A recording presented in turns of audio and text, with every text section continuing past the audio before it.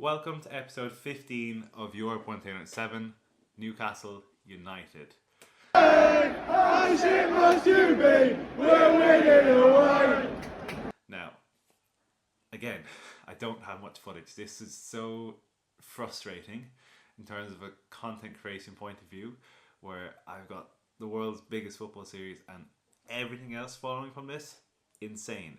But the first few episodes, because I never imagined I'd be in a situation where I would actually be filming a football series to the scale of what I'm trying to film now.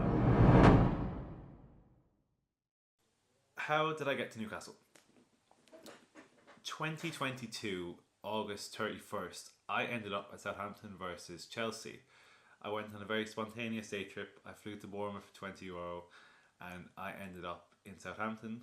And I went Southampton versus Chelsea. Ticket was about £30. Had a great time. Southampton won 2-1.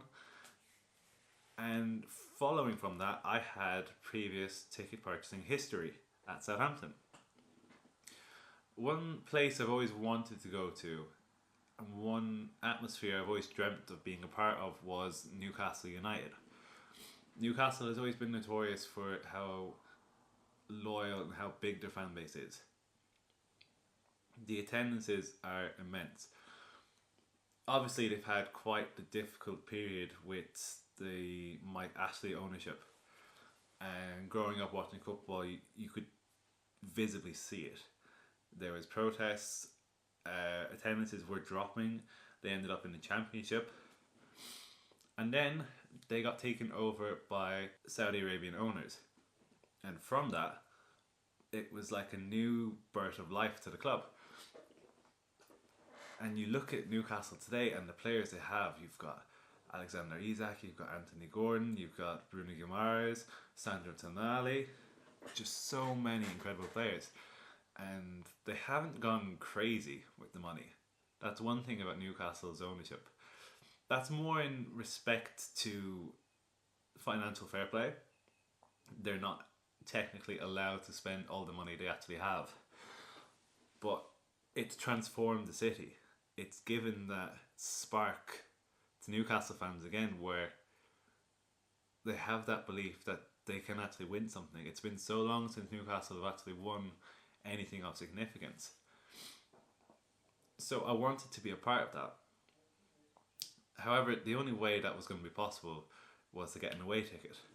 And with my previous purchasing ticket history at Southampton, the perfect opportunity struck. 31st of April 2023, Newcastle versus Southampton. I ended up convincing my brother to go with me. I said, if you trust me, I can get us tickets. I got the last out of, I think, 100 tickets left on sale, on general sale. Snapped them up. We were at the very top of St. James Park.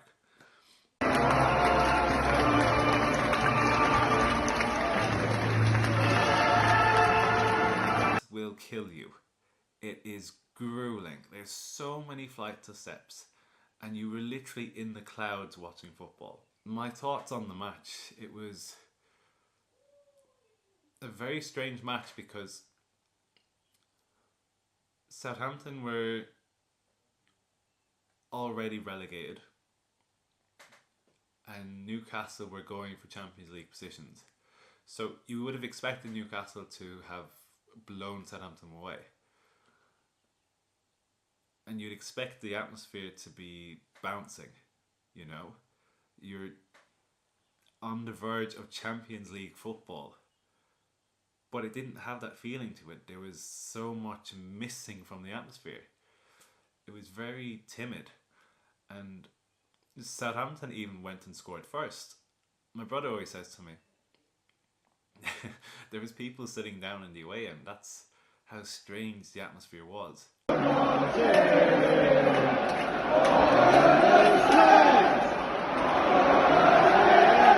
It didn't feel like, whoa, Southampton have scored against Newcastle. Champions League, Champions League, From what I remember, they came back into the match, they had a lot more chances, a lot more shots. And once they scored the first goal, you had a feeling that this isn't going to be Southampton's day.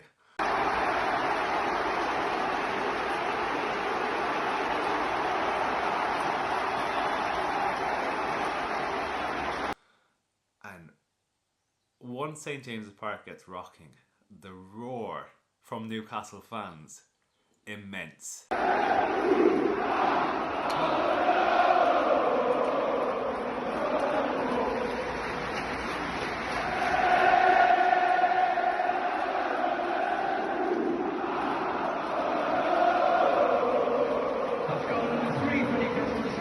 Me and my brother just stood up at the very top of St. James's Park, just taking it all in.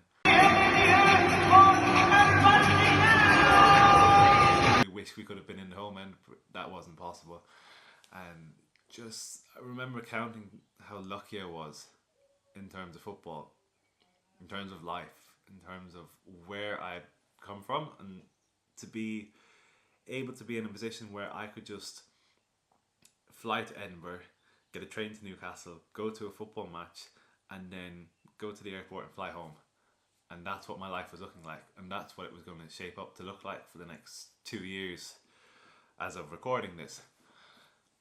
And obviously it wasn't the result we wanted, being in the away end. And sometimes I look back at it and I think I wish I could be able to enjoy the moments a bit more, but sometimes it's quite special in the situations I found myself in, where you've got 6-7 hours, make the most of it. And that's what I did.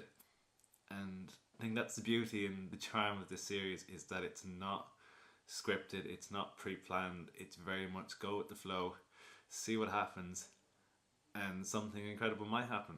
And yeah, and I think in terms of the series and what I'm trying to create, we're currently in 2025 as I'm filming this. It's tough when I know the potential of this series, and when I have to make episodes like this, it doesn't hit the same. I don't get the same enthusiasm, I don't get the same enjoyment creating this kind of content, because I can't show you what I've experienced. I can't show you the emotions I was feeling. I can't illustrate what was going on at that specific moment. I have to kind of retrospectively tell you.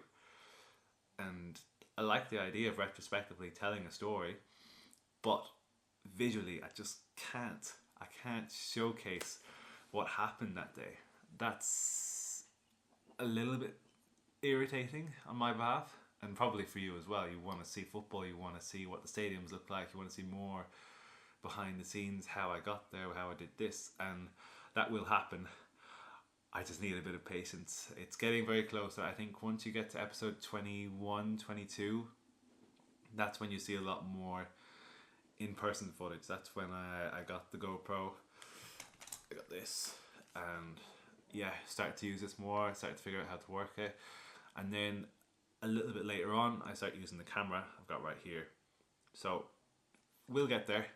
I do think the potential of this football series is worth the short-term suffering of the quality of content. I think the story will eventually deliver itself, where you think, okay, he's gone from taking videos on his phone, little pictures, little clips, coming up with the idea to watch every team, getting his first camera, filming at a few clubs, learning how to develop ideas into content, and seeing how it grows from that. And I think that's the progression of my story, and I think that's what's going to be very interesting to listen to and to understand. Yeah, that was episode 15 of Europe 1 to 7, Newcastle United. I will see you at Bohemians for the next episode. So, grazie Millie. Ciao ciao.